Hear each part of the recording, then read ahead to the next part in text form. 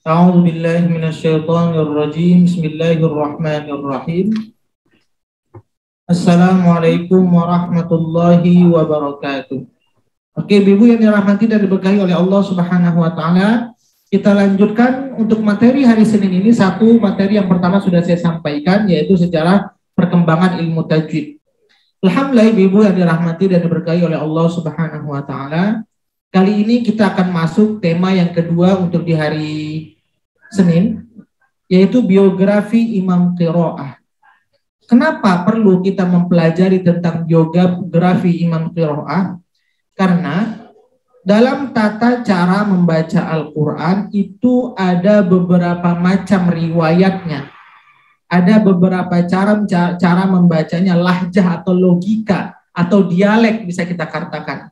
Contoh sederhana, orang Indonesia itu banyak dialeknya, banyak gaya logat bahasanya. Ada orang Sunda, ada orang Betawi, ada orang Batak, ada orang Padang, ada orang Melayu. Begitulah juga sebenarnya di negara Arab. Negara Arab itu punya bahasa daerah mereka. Dan terkadang di antara satu daerah dengan daerah lainnya, lidah mereka itu berbeda-beda. Contoh, kalau orang Batak lah orang Batak. Seharusnya kalau bahasa Indonesia kemana.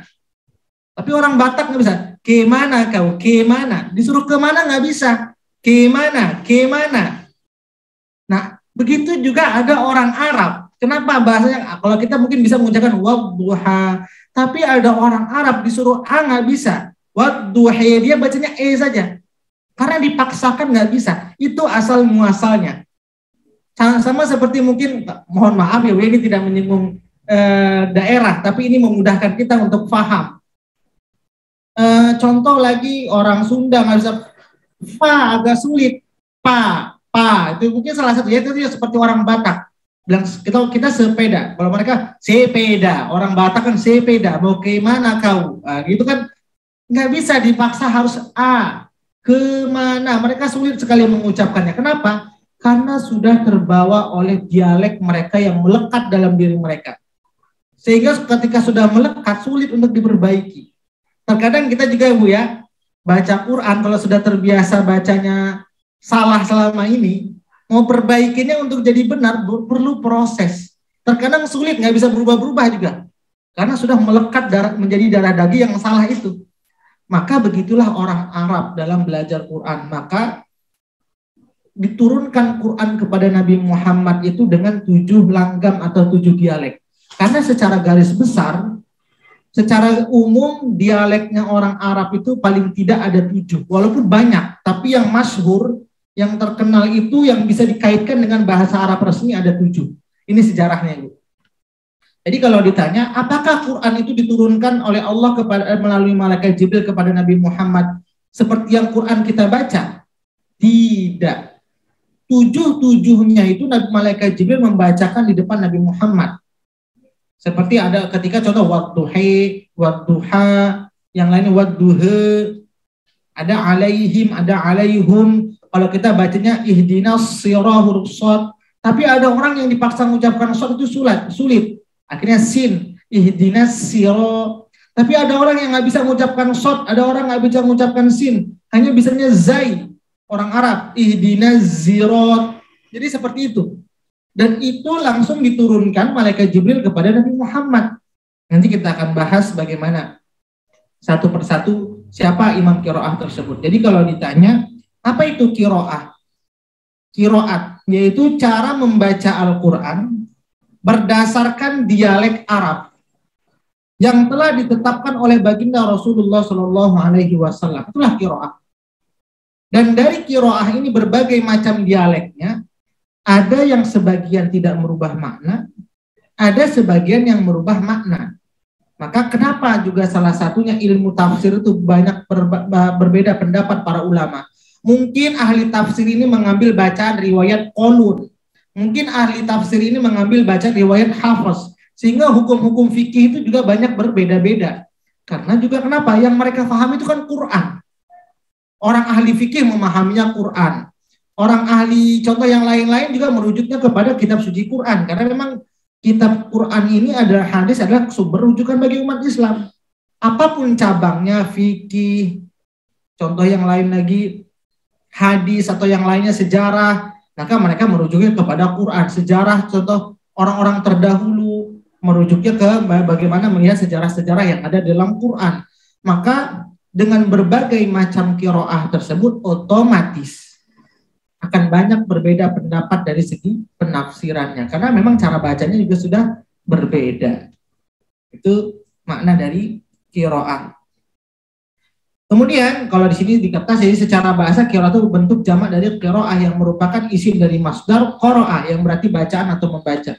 Adapun menurut istilah qiraah yaitu ilmu yang mempelajari tentang bacaan, sedang yang dimaksud dengan bacaan dalam ilmu ini terutama menyangkut bentuk-bentuk pengucapan.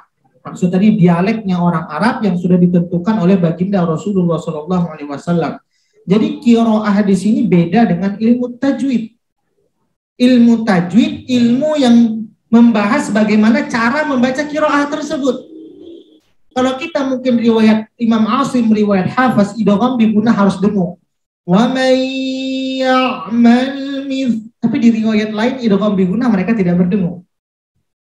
Nah, jadi setiap qiraat itu ada yang mengatakan qiraah sab'ah. Rupanya ada ulama lain seperti Imam Syatibi yang dikenal dengan namanya Imam Syatibiyah, buku Syatibiyah, itu yang mengatakan bahwa ada nama qiraah asyarah. Tapi yang masyhur 10, yang 7. Ada juga yang mengatakan qiraah asyarah.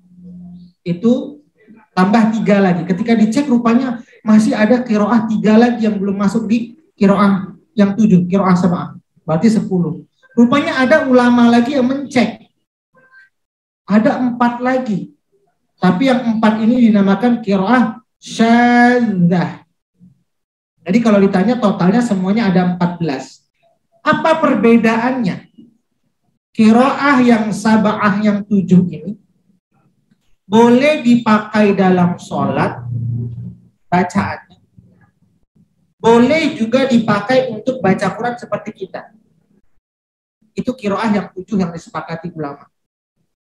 Kemudian ada ulama yang lain mencari lagi, mungkin ada qiraah yang zaman Rasulullah belum dijadikan buku. Itulah tadi Imam Syatibi mencari. Rupanya dapat 3 lagi. Dapat 3 lagi, tapi yang 3 ini tidak sekuat yang 7. Masih banyak pertentangan. Kalau yang 7 ini sudah disepakati. Yang 3 ini ada yang sepakat, ada pertentangan. Maka yang 3-nya ini lagi tidak boleh dibawa dalam sholat, tapi boleh untuk baca Quran.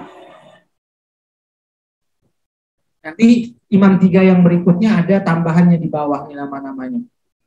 Jadi yang 7 baru ada tambahan 3. Yang 3 ini nanti ini kan sampai 10. Khalaf al-Asir yang sebenarnya sampai 7 ini. Nanti sampai 7 al-Kisai al-Kufi. Nanti ada 3 lagi. Itu hanya boleh untuk baca Quran saja, bacaan riwayat qiraahnya, tapi nggak boleh untuk dibawa sholat. Kemudian rupanya ada ulama penasaran lagi, ingin cari lagi, jangan-jangan zaman Rasulullah ada dialek yang lain lagi yang belum tercantum. Dicari lagi, nemu lagi 4. Akhirnya nemu lagi 4, berarti 14. Tapi yang 4 ini nggak boleh dibawa sholat, nggak boleh untuk baca Quran, hanya dijadikan wasilah untuk kitab tafsir saja. Ini perbedaan pendapat tentang qiraah. Tapi yang mutawatir, yang disepakati dialeknya oleh baginda Rasulullah hanya 7 ini saja. Oke, sekarang kita bahas ibu semuanya.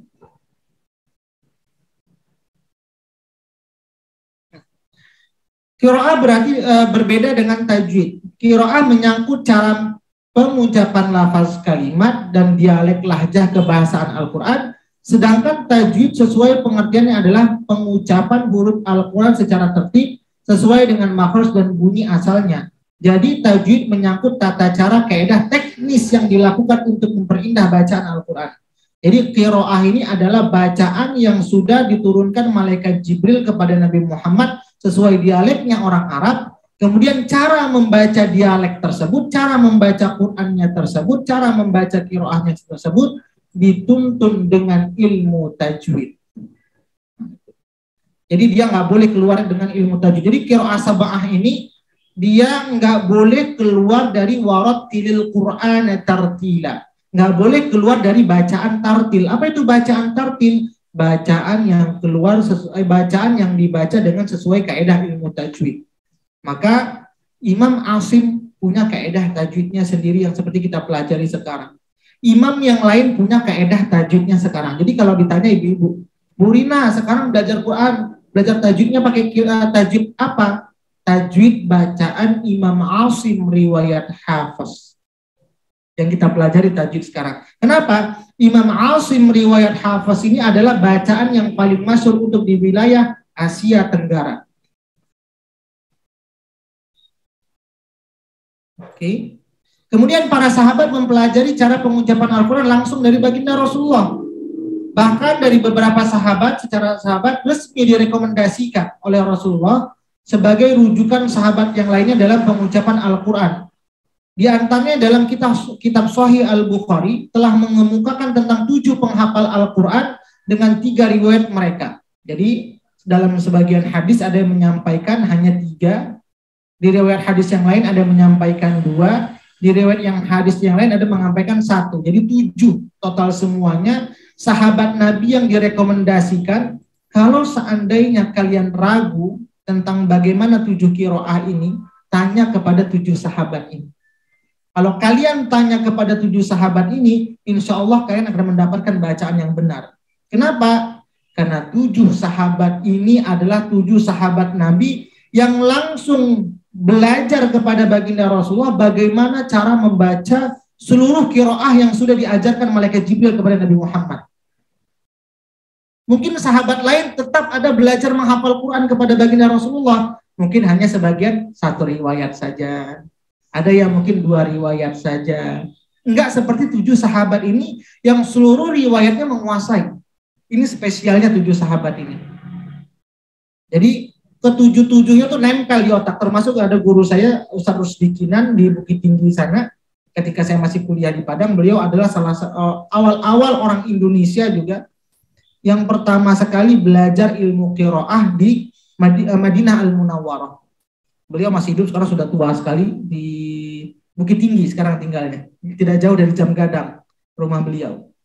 Nah, beliau menguasai 7 macam qiraah itu 30 juz semua di otaknya. Bayangkan kita ngapal surah An-Nas saja kadang atau surah-surah pendek saja sulit, lupa-lupa. Beliau itu Imam Riwayat Asim 30 juz. Riwayat yang lain kolom 30 juz di otaknya. Dan itu nggak ketukar-tukar bacaannya. Itu dahsyatnya luar biasa dia. Jadi bisa menyimpan memorial dengan berbagai macam bacaan tersebut. Maka siapa sahabat yang direkomendasikan oleh Rasulullah kalau seandainya menemu tiba-tiba, karena kan zaman dahulu ya, Quran kan belum ditulis. Jadi hanya berdasarkan otak yang tersimpan di memori otak. Mungkin di sahabat yang lain mungkin otaknya mungkin kurang kuat hafalannya sehingga ragu. Jadi merujuknya kepada sahabat siapa? Yang 7 inilah. Hafalannya kuat dan semangat belajar ngaji, kemudian semuanya tersimpan. Maka salah satunya Abdullah ibnu Mas'ud. Ini yang sering saya sebut-sebut. Abdullah ibnu Mas'ud ini orangnya kurus. Ini kan kisahnya sering saya ulang.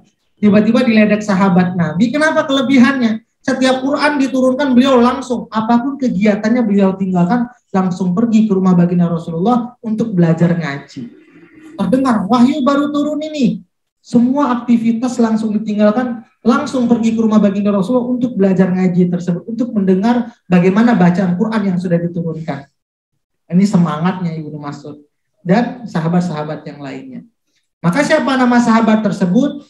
Abdullah bin Mas'ud, Salim bin Ma'qil, Maulana bin Huzaifah, Mu'az bin Jabal, Ubay bin Ka'ab, Zaid bin Sabit. Ini Zaid bin Sabit ini salah satu juga sahabat Nabi yang ditunjuk nanti untuk memimpin penulisan Al-Quran. Jadi Zaid bin Sabit ini nanti ketika itu pada masa Abu Bakar, Zaid bin Sabit ini adalah sahabat Nabi yang ditunjuk untuk memimpin menulis Al-Quran. Karena memang di otaknya juga sudah mungkin, sudah kuat hafalan. Jadi beliau langsung ditunjuk. Abu Zaid bin Sakan dan Abu Darda.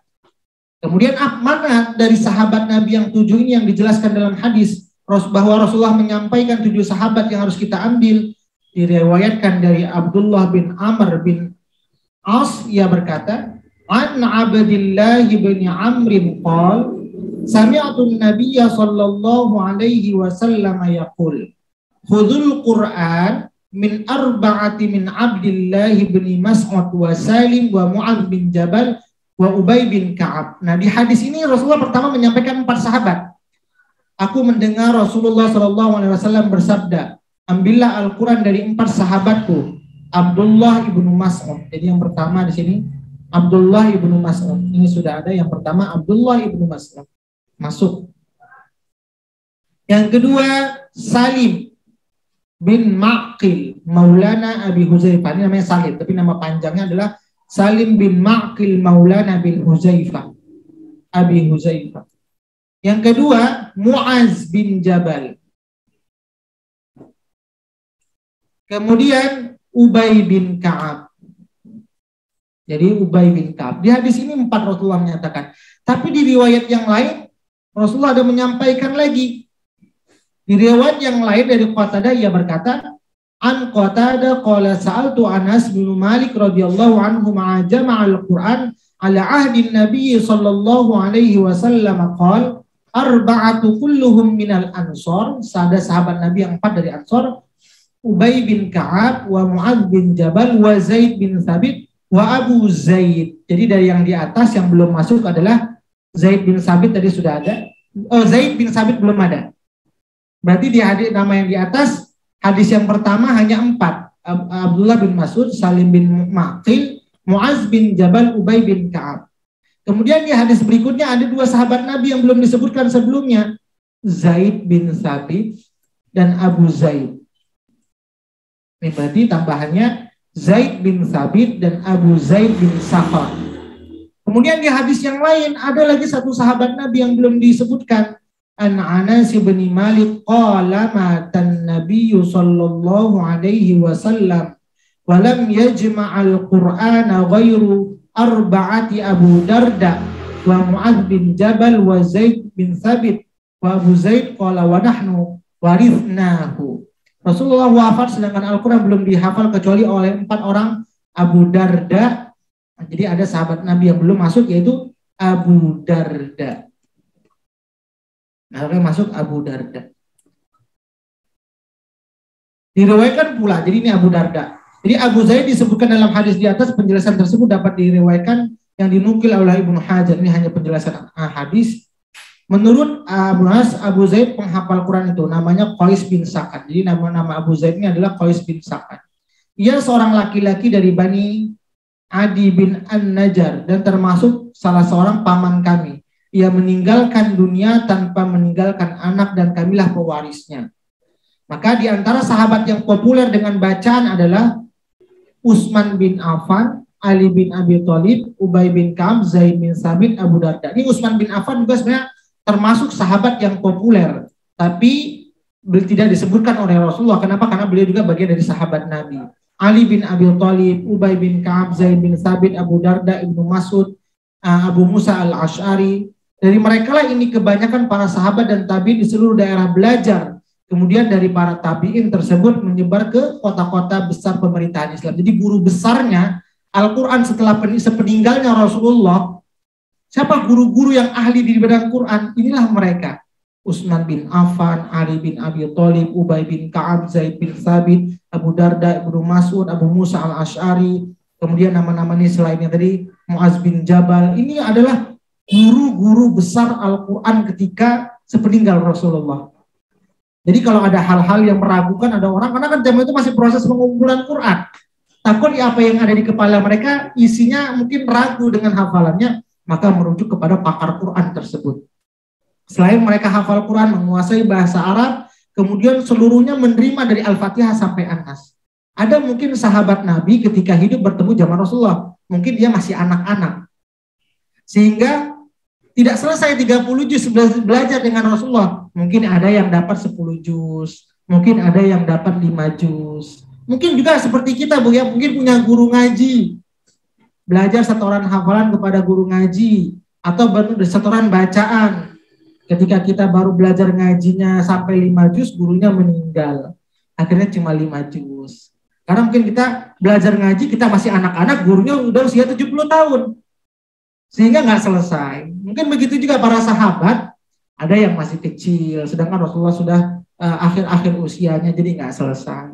Ada sahabat Nabi yang nggak hafal Quran, mungkin punya hafalan sekian juz, tapi punya tulisan-tulisan Quran. Kenapa? Karena zaman dahulu Quran ditulis di pelepah kurma, di daun-daun, di tulang belulang. Mereka nggak punya hafalan 30 juz, tapi punya tulisan. Ini berbeda-beda para sahabat. Tapi yang 7 ini, sahabat yang sudah ditunjuk oleh baginda Rasulullah, ini sahabat yang semuanya sudah mendengar informasi bacaan Al-Quran dari berbagai macam qiraah bacaan Al-Quran yang sudah diajarkan malaikat Jibril kepada baginda Rasulullah. Nah, ini sahabat yang 7 ini. Kemudian perbedaan qiraah tersebut tentu saja tidak bertentangan dengan konsep orisinalitas Al-Quran, karena semua didukung oleh petunjuk Nabi Muhammad SAW. Lagi pula selain perbedaan itu, jumlahnya juga sangat terbatas.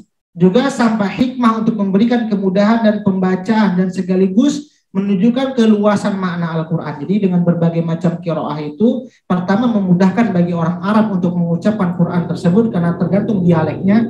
Saya contohkan tadi seperti orang Batak menyebutkan ke mana itu sulit. Harus ke mana, pakai ke mana kau. Nah, seperti itu. Maka orang Arab juga nggak bisa disuruh wadduha. Ada yang mungkin bisa, tapi di orang daerah yang lainnya yang punya dialek yang berbeda, suku yang berbeda, nggak bisa wadduha. Setiap dipaksa wadduhe, juga keluar, juga yang keluar. Akhirnya itulah ditentukan oleh baginda Rasulullah boleh membaca Quran seperti itu. Tapi ada tadi yang nggak bisa mengucapkan huruf shad, hanya sin. Nggak bisa juga sin, huruf zai, ihdinaz zirat, maka boleh. Karena hurufnya sudah berubah, otomatis pasti ada perubahan makna. Kalau dari hanya baris saja di wadduha ke wadduhe, kan nggak ada huruf yang sampai tertukar. Tetap baris fathahnya saja, dhammatnya yang berubah. Maka sebagian ada yang tidak merubah makna qiraah tersebut. Maka ini bagian dari keluasan Al-Quran. Informasi tentang qiraah diperoleh dari 2 cara, yaitu melalui pendengaran dari baginda Rasulullah. Jadi sahabat Nabi ini ada yang langsung belajarnya dari mulut langsung. Datang ke rumah Rasulullah, langsung belajar. Jadi informasinya dapat bagaimana sahabat Nabi belajar qiraahnya, itu melalui pendengaran dari Nabi oleh para sahabat mengenai bacaan Al-Quran. Kemudian ditiru oleh tabi'in dan generasi berikutnya. Kemudian dengan cara lain bagaimana? Ada juga yang belajarnya melalui hadis-hadis baginda Rasulullah. Ada mungkin sahabat atau tabi'in yang gak ketemu dengan Rasulullah, sudah meninggal. Tapi dicek, oh Rasulullah rupanya dalam hadisnya pernah menyampaikan bahwa dalam ayat ini bacanya harus seperti ini. Sehingga ada yang melalui hadis. Kenapa? Karena mungkin sudah beda zaman, tidak bertemu dengan baginda Rasulullah, sehingga mereka belajarnya melalui hadis baginda Rasulullah SAW.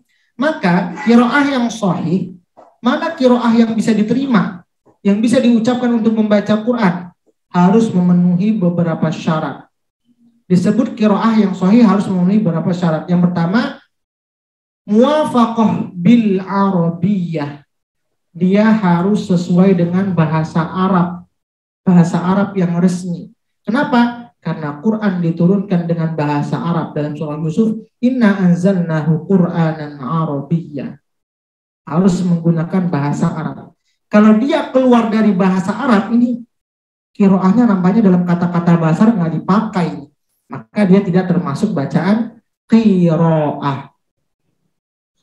Seperti kemarin kita bahas ketika membahas tentang idlaq dan ismat.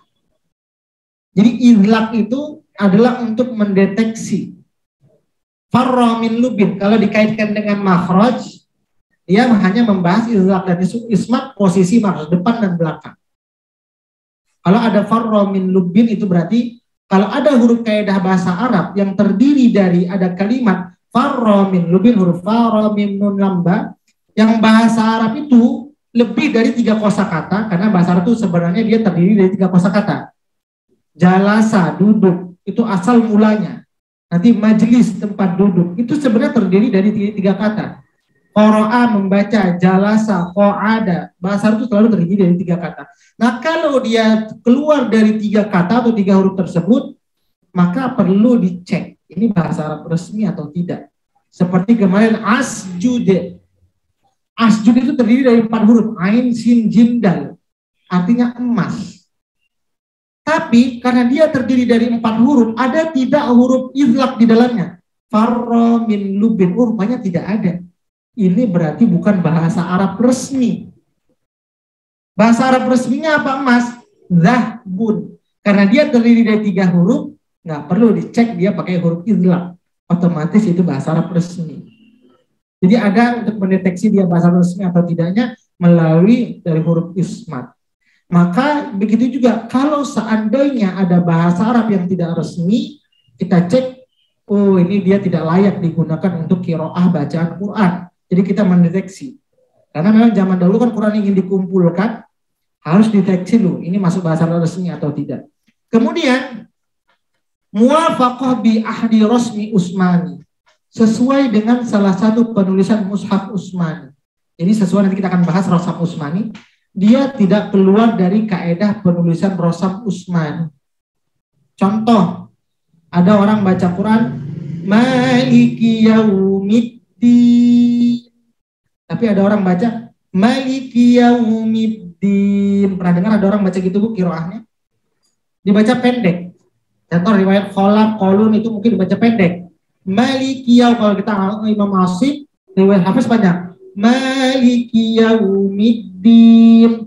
Tapi secara tulisan rosamnya berubah atau tidak? Sekarang kita tulis rosamnya. Sebenarnya yang berubah itu bukan rosamnya, dhabatnya. Nah, kalau dhabatnya yang berubah maka itu boleh, dia masuk ke tidak keluar. Maliki Yaum. Tulisan rosamnya rosam. Tarikan ini rosam. Yang bermasalah itu hanya dhabatnya satu, ma-nya panjang, Maliki Yaum. Kalau ma-nya juga dipendekkan, rosamnya tetap sama. Maliki. Jadi secara rosam dia tidak merubah, hanya dhabatnya yang berubah, maka ini boleh menjadi syarat bacaan qiraah. Kemudian ada juga lagi ihdinas sirat, ihdinas zirat. Dia tetap unsur katanya dia 3 huruf, tidak berubah. Maka itu tetap masuk kategori Rosam Utsmani. Contoh juga ada orang baca huruf shad, kita belajar di Imam riwayat Hafiz, ada tidak shad yang dibaca sin? Sebelumnya. 2000 ayah Ibu masih ingat? Shad yang dibaca sin atau sin dibaca shad. Berarti itu memang ada aturannya. Maka di riwayat lain, tapi harus punya ilmu ya Bu ya, nggak boleh kita pindah-pindahkan saja. Huruf shad saya ganti huruf sin lah, huruf sin saya ganti shad, tidak boleh. Itu ada ketentuan-ketentuannya. Maka untuk riwayat Hafiz saja ada bacaan seperti itu, maka di riwayat yang lain boleh juga membacanya huruf shad diganti sin atau sin diganti shad sesuai dengan kaedah tajwid mereka juga. Kemudian berikutnya, sihhatus sanad, berdasarkan dari sanad atau riwayat yang sahih, bahwa bacaan itu pernah juga dibaca Rasulullah. Kita nggak boleh ngarang-ngarang. Oh, yang menggunakan huruf shad ini bahasa Rasulullah pernah membacanya. Oh, menggunakan ma-nya ini pendek, Rasulullah pernah membacanya. Harus juga sesuai dengan standar sanad yang sahih atau riwayat yang sahih, yang bacaan itu pernah dibaca oleh baginda Rasulullah. Kalau tidak pernah dibaca oleh baginda Rasulullah, maka qiraah itu adalah qiraah yang salah. Maka syaratnya kapan qiraah itu diterima? Yang pertama, tidak keluar dari tatanan bahasa Arab.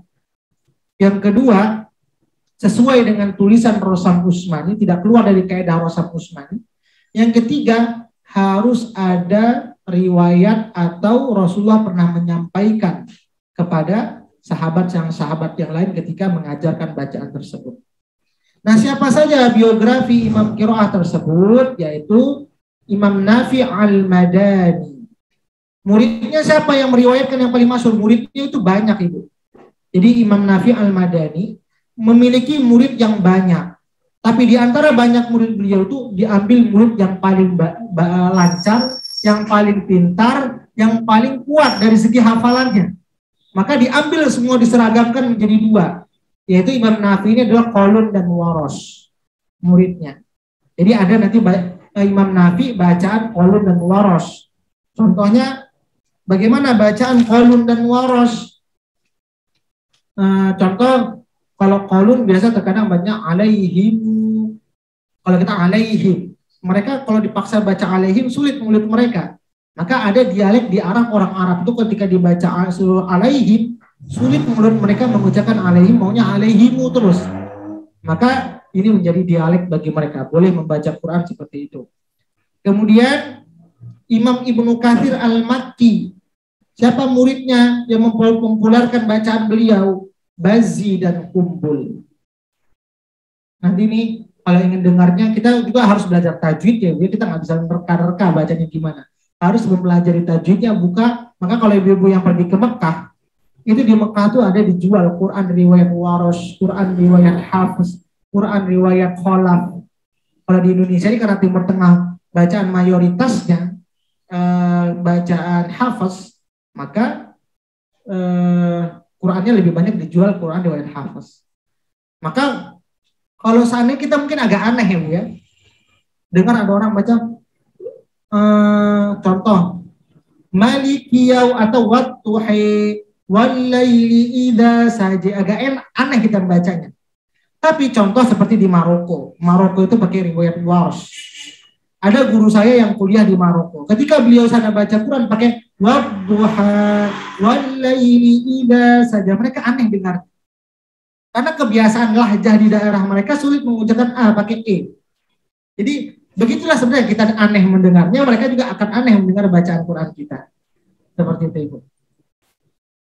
Kemudian Abu Amir Al-Basri, siapa murid yang mempopulerkan bacaan beliau? Yang paling masyhur adalah Ad-Duri dan As-Susi. Kemudian ada lagi Abdullah bin Amr As-Sami. Itu siapa murid beliau? Hisam dan Ibnu Zakwan, ini yang mempopulerkan bacaan beliau. Ini biografinya, nanti mungkin bisa dibaca sendiri saja. Dan mereka ini silsilah imam ini semua sampai kepada baginda Rasulullah. Kalau diurut, sahabat ini sampai nanti kepada Rasulullah kalau dicek guru ngajinya nyambung. Kemudian, inilah yang kita yang nomor 5, Imam Asim Al-Kufi. Kemudian siapa muridnya yang mempopulerkan? Syu'bah dan Hafiz. Maka kita Asia Tenggara lebih kepada Imam Asim riwayat Hafiz.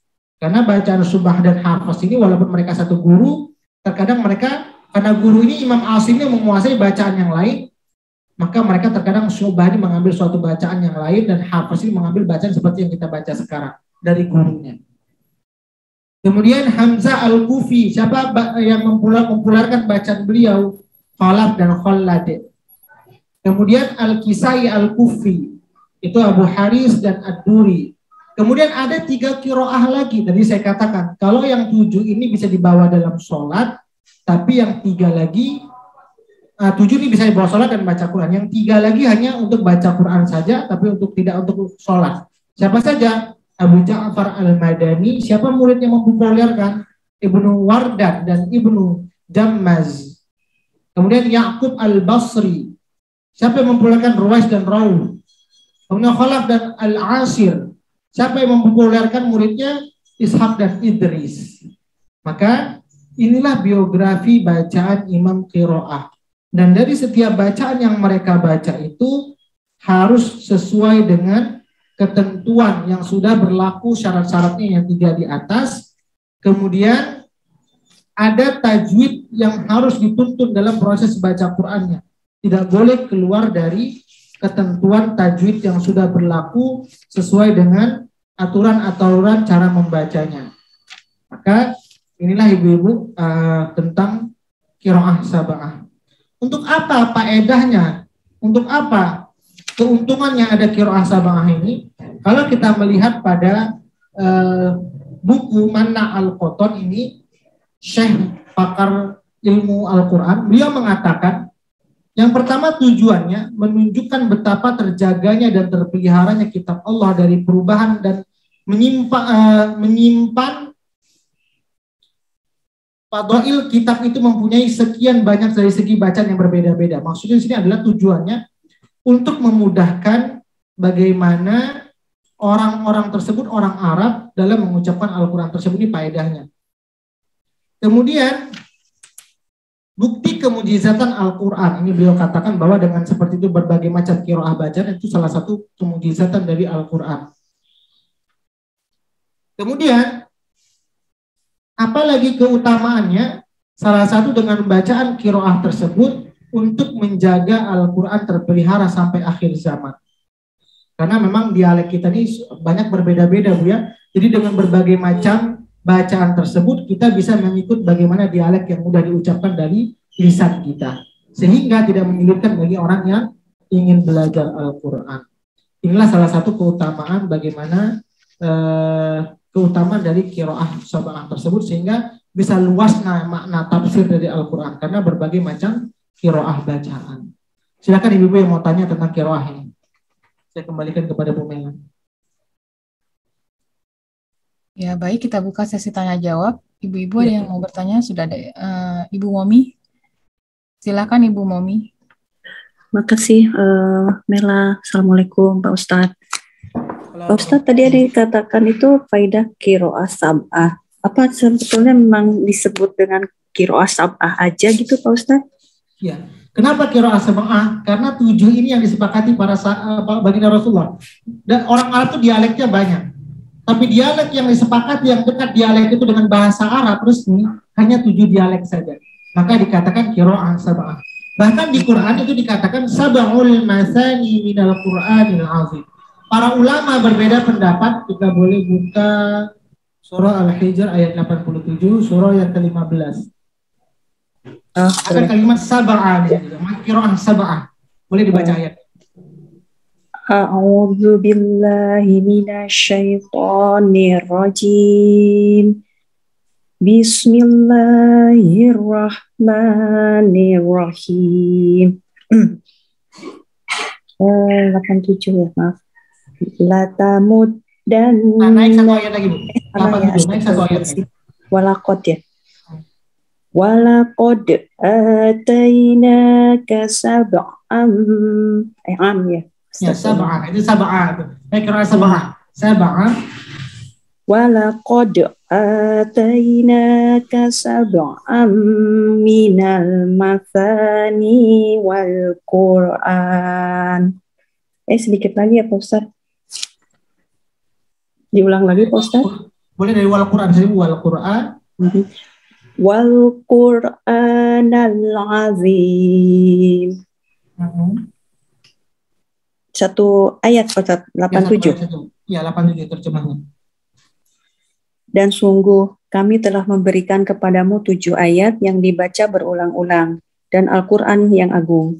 Nah, jadi Quran 7 itu Al-Fatihah ya Pak? Ada ini para ulama berbeda tafsir. Ada yang mengatakan Al-Fatihah, ada yang mengatakan qiraah sab'ah.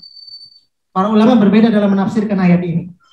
Nah, makanya kita belajar namanya waqaf intizari. Bagaimana Rasulullah ketika menerima wahyu Quran, bukan sekali baca malaikat Jibril. Jadi malaikat Jibril contoh Al-Fatihah ayat pertama turun, atau Al-Fatihah ayat kedua turun, atau surah-surah yang lain turun. Langsung malaikat Jibril membacakan dengan 7 macam variasi bacaan tersebut ke baginda Rasulullah. Jadi 7 kali sekali baca malaikat Jibril kepada baginda Rasulullah. Itulah namanya diulang sebanyak 7 kali. Maka namanya waqaf intizari, boleh kita membaca contoh Al-Fatihah dengan 7 macam bacaan kalau kita menguasai. Baru nanti pindah ke ayat kedua, maka ditunggu, intizar itu menunggu. Jangan dilanjutkan ke ayat kedua dulu, menunggu mengumpulkan dengan berbagai macam qiraah, baru pindah ayat kedua, baru dikumpulkan lagi dengan 7 berbagai macam qiraah, baru pindah ayat ketiga. Nah, itu waqaf intizari namanya. Jadi kalau ditanya, memang bacaan ini sudah malaikat Jibril membacakan kepada baginda Rasul dengan 7 macam bacaan ini. Kemudian Rasulullah mengajarkan dialek tersebut sesuai dengan bagaimana kebiasaan dialek orang Arab tersebut. Oh, negara ini nampaknya cocoknya pakai dialek ini karena mereka sulit, maka diajarkan baginda Rasul ke sana dialek tersebut. Seperti itu, Ibu. Maka boleh nggak kita dialek kita dibawa ke itu? Nggak boleh, karena sudah ditentukan Rasulullah. Sudah ditentukan oleh baginda Rasulullah. Ada lagi mau tanya, Ibu? Gimana Ibu Momi? Sudah jelas ya, sudah Mela. Iya. Pak Ustadz menyambung sedikit. Jadi yang 7 dialek tadi itu yang sampai nomor 7 tadi ya Pak Ustadz? Iya, sampai nomor 7. Sampai Al-Kisai Al-Kufi. Iya, Al-Kisai Al-Kufi. Terus tadi ini yang 7 ini boleh dipakai untuk sholat dan baca Al-Quran gitu ya? Yang 3 terakhir hanya untuk baca Al-Quran saja, betul? Baca Quran saja. Ada yang 4 lagi itu hanya dalam tafsir saja, nggak boleh dalam sholat, nggak boleh dalam baca Quran. Hanya ada penjelasan dalam tafsir. Maka tafsir itu banyak, ulama ini berbeda pendapat, ulama ini berbeda pendapat, termasuk sumbernya itu dari qiraah berbagai macam bacaan tersebut. Baik Pak Ustadz. Ya. Ibu Umi sudah jelas ya. Jadi selanjutnya Mbak Rina, silakan Mbak Rina. Iya Ustadz, saya cuma kepikiran jadinya Ustadz zaman dulu gitu ya. Kayak kan beda-beda tuh kan dialeknya ya.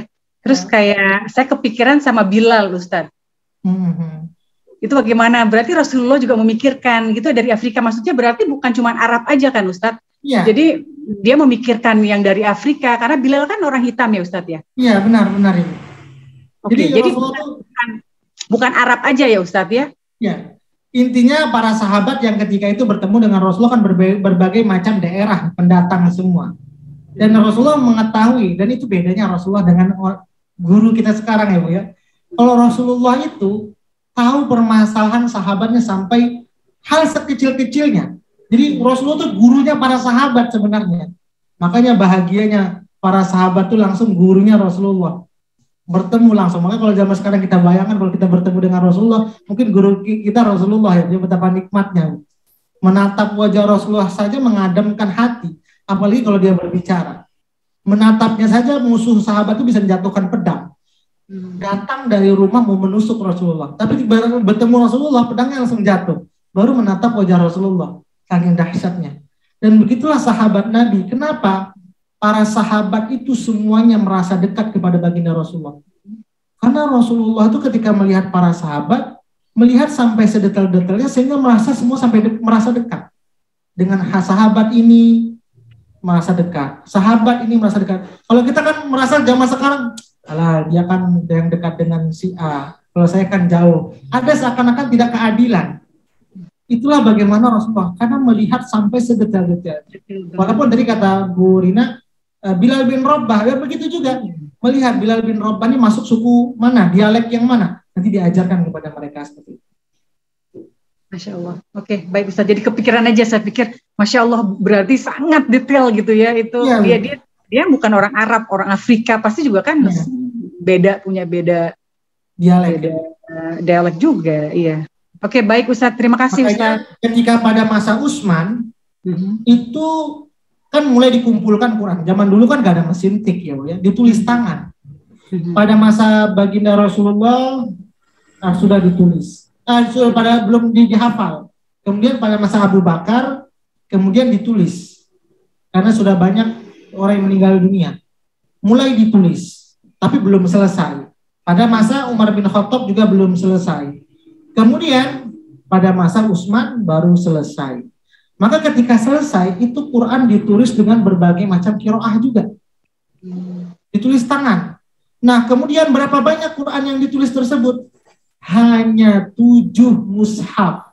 Kemudian 7 mushaf tersebut dikirim kemana saja? 1 ke Mekah, 1 ke Syam, 1 ke Basrah, 1 ke Kufah, 1 ke Yaman, 1 ke Bahrain, 1 ke Madinah.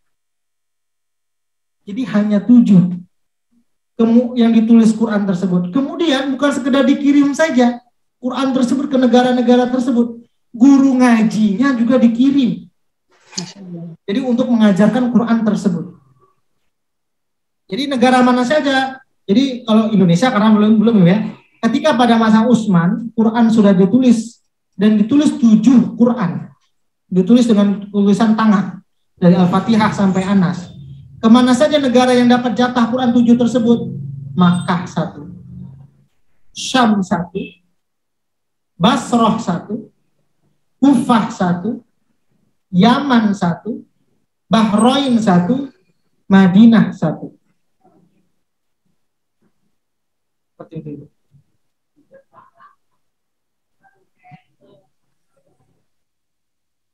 Kemudian berkembang, timbul percetakan dan lain sebagainya. Dan Quran ini yang disebar itu sesuai dengan juga qiraah tadi, Bu, mana yang mendekati dengan bahasa mereka. Itu juga mungkin Ustadz ya. Aduh, ini saya jadi nyambung sama histori nih Ustadz. Itu juga Ustadz yang membuat saya ingat deh, ada salah satu di zaman peperangan, dia nggak boleh ikut perang karena dia lagi belajar bahasa. Iya, benar. Betul, nyambung Ustadz ya. Iya. Oke, Masya Allah. Jadi otaknya lagi nalar nih. Nggak boleh semuanya untuk berperang karena memang dibagi-bagi. Bagaimana supaya ini terpelihara semuanya. Nggak boleh semua terjun. Kemudian dengan mereka berbahasa itu pahalanya sama dengan pahala jihad. Iya, betul. Jadi seperti itu. Masya Allah. Baik Ustadz, terima kasih Ustadz. Iya, Bu. Ada lagi Bu Mai? Masih ada Ibu Mai, silahkan Ibu Mai. Terima kasih Mbak Mel. Ya, Assalamualaikum warahmatullahi wabarakatuh Pak Ustadz. Nah, Pak Ustadz, saya cuma mau ini aja ngulangin yang tadi itu yang 7 qiraah, 4 qiraah sama 3 qiraah itu. Yang 7 qiraah itu boleh dipakai dalam sholat dan apa ya Pak Ustadz? Baca Quran. Seperti kita tadarus baca Quran. Itu boleh dipakai. Kemudian yang 4? Yang 3 tadi hanya kan ada 3. Nah yang 3 tadi itu hanya dalam sholat baca Quran saja. Baca Quran. Kemudian yang 4 lagi ini pendapat yang nggak kuat, maka nggak boleh untuk baca, nggak boleh untuk sholat. Hanya ada penjelasannya dalam kitab-kitab tafsir saja. Jadi itu hanya untuk dibaca aja lah Pak, untuk bahan bacaan aja lah gitu, untuk pengetahuan ibaratnya kalau yang penjelasan pengetahuan tentang tafsir ini. Tapi memang tidak boleh dipakai untuk sholat dan baca Quran langsung nggak boleh ya Pak? Qiraahnya masih diragukan. Pernah tidak Rasulullah baca Quran seperti itu? Karena kan ada sahabat yang penasaran, ingin tahu lagi. Ada nggak dialek yang lain orang Arab yang mungkin Rasulullah pernah ngajarkan? Ada orang yang ingin cari tahu lagi. Tapi karena sifatnya dia tidak kuat, maka tidak boleh untuk dibawa sholat dan dibawa baca Quran. Baca Quran. Baik Pak Ustadz. Oke, terima kasih Pak Ustadz.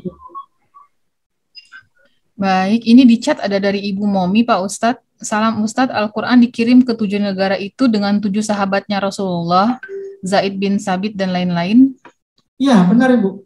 Makanya kalau kita lihat kayak seperti di era, kalau tidak salah sahabat siapa ya, yang di era Guangzhou di Hong sana, ada sahabat Nabi yang meninggal sana, sempat ramai itu orang, bukan Zaid bin Sabit, ada sahabat yang lain kalau tidak salah.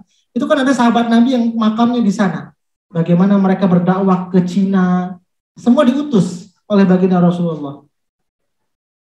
Kalau tidak saya Zaid bin Sabit, daerah Guangzhou Cina sana. Ini sering saya lihat ibu-ibu ekspatriat kadang di Hong Kong sana, ketika itu nanya atau ibu-ibu yang lainnya mau kemana, mau ziarah ke sahabat Nabi ke Guangzhou. Itu ada makam sahabat juga di sana. Seperti itu. Jadi sahabat Nabi kan berjebar-jebar. Bukhari lain, Imam Muslim lain, semua lain-lain. Makamnya itu termasuk bagaimana sebenarnya mereka itu diutus untuk menyebarkan Islam. Seperti itu, Ibu. Ada lagi, Bu? Sepertinya jadi intinya, kalau mau tahu, selama ini kita belajar hanya yang nomor 5, Imam Asim seperti yang kita baca. Riwayatnya muridnya sampai memperolehkan hafaz, tajwidnya bagaimana? Itulah tajwid yang kita pelajari.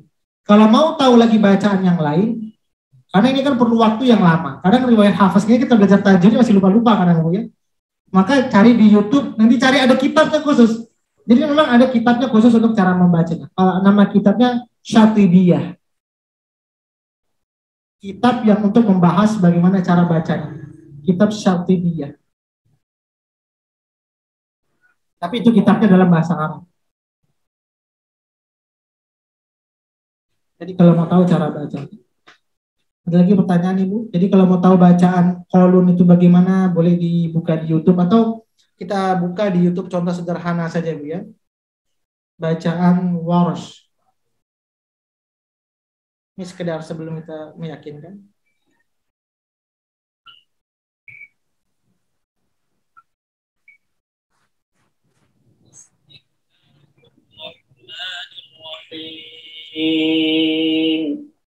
والضحى ya ما ودعك ربك وما قلى وللآخرة خير لك من الأولى ولسوف يعطيك ربك فترضى ألم يجدك يتيما فآوى ووجدك ضالا فهدى ووجدك عائلا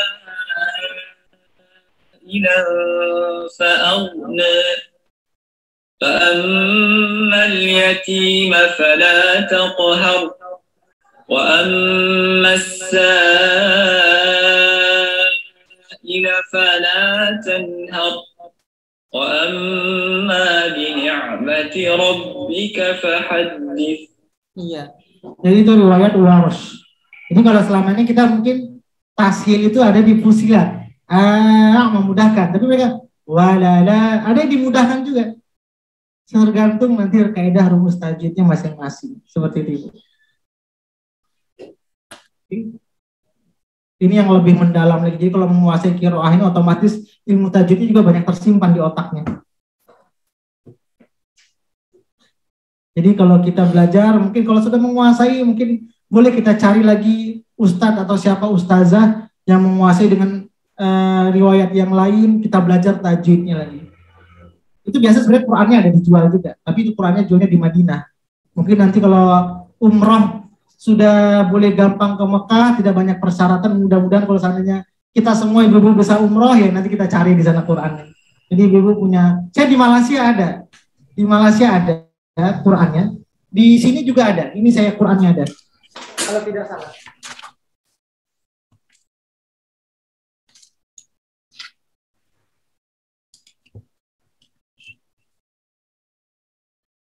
Ya, ini saya punya Qurannya. Ini saya beli ketika itu lagi di Mekah. Ini salah satu rumus dari 10 itu. Ya, saya hilangkan backgroundnya biar jelas. Ini kalau dibaca al-qiraah al-ashirah al-mutawattirah. Bacaan 10 qiraah yang mutawattir.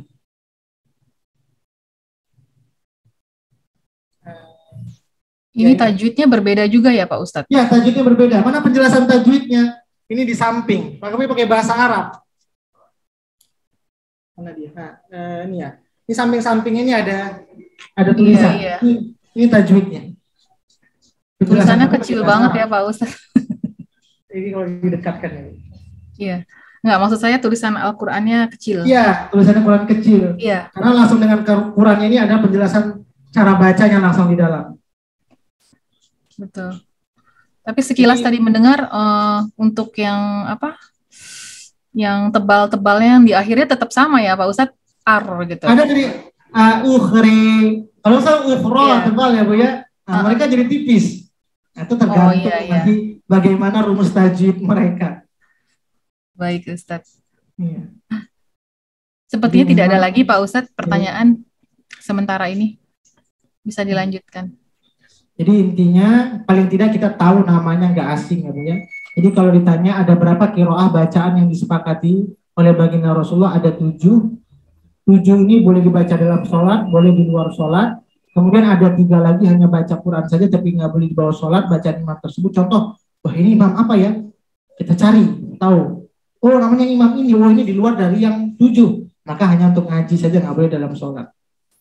Kemudian, oh ada ini lagi dengan nama yang lain. Itu hanya dalam tafsir saja adanya, tapi tidak dalam sholat. Maka ibu-ibu semuanya, paling tidak kita mengetahui siapa nama-namanya. Jadi kalau seandainya orang tanya, oh Bu Mela pakai imam apa baca Qurannya? Imam Asim riwayat Hafiz. Pernah belajar tajwid ya? Sudah pernah belajar tajwid ya, bagaimana cara membacanya? Seperti itu. Jadi kita nggak pelajari cara baca ya. Kalau dipelajari saja, ini saja kita untuk riwayat Hafiz saja sudah 2 tahun belum keliru juga ya. Kalau seandainya kita pelajari satu-satu, hari ini kita Imam Nafi gimana lagi tajwidnya, besok lagi belajar bacaan Imam Waros gimana lagi tajwidnya, mungkin lama waktunya. Seperti itu. Itu harus kuliah di jurusan qiraah. Kuliah jurusan qiraah itu baru di Madinah yang adanya. Madinah dan Mekah. Mesir juga ada di Al-Azhar. Dan itu adalah jurusan yang paling berat dalam unit kuliah. Jadi kalau ada orang kuliah jurusannya qiraah, itu adalah mahasiswa paling top.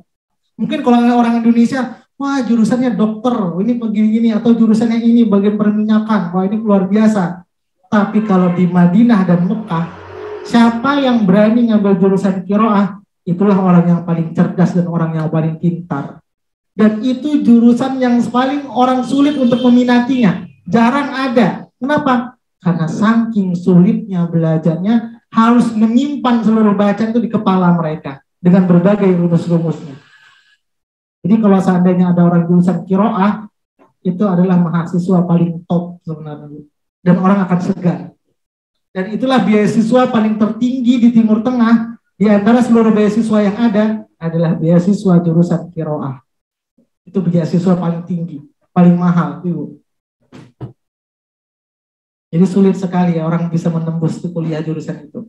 Maka guru saya termasuk yang di Bukit Tinggi itu orang pertama Indonesia yang bisa tembus kuliah di Madinah ketika pada masa itu.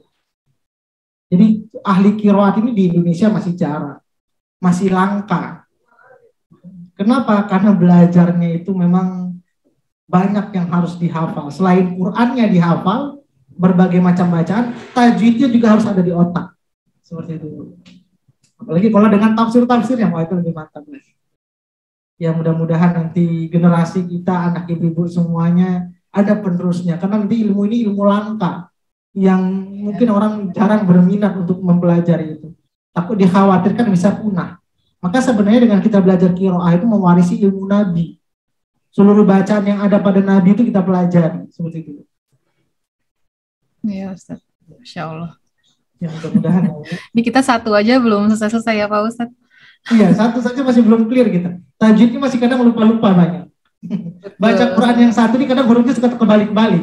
Fa dibaca waw, waw dibaca pa, baris atas dibaca bawah, bawah barisnya kebalik-balik. Bagaimana lagi kalau riwayat yang lain. Maka insya Allah, itulah tadi saya katakan. Kenapa jurusan qiraah itu di Makkah, Madinah, kampus yang ada jurusan qiraahnya itu adalah jurusan yang paling teratas. Yang paling orang segan ketemu dengan mahasiswa jurusan itu. Karena ini semua pelajarannya harus disimpan di otak. Seperti itu. Ini saja mungkin yang dapat saya sampaikan ibu semuanya. Kita tutup dengan doa. A'udzu billahi minasy syaithanir rajim. Bismillahirrahmanirrahim. Alhamdulillahi rabbil alamin.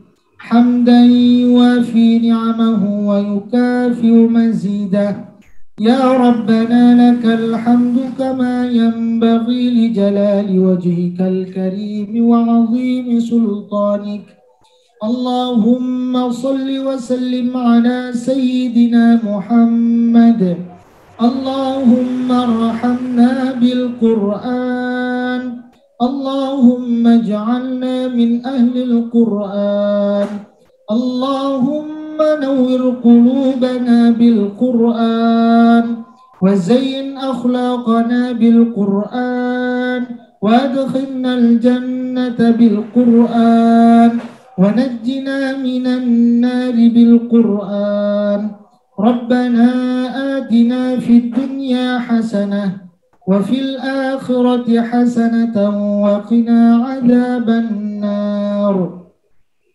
وصلى الله على سيدنا محمد وعلى آله وصحبه وسلم سبحان ربك رب العزة عما يصفون وسلام على المرسلين والحمد لله رب العالمين.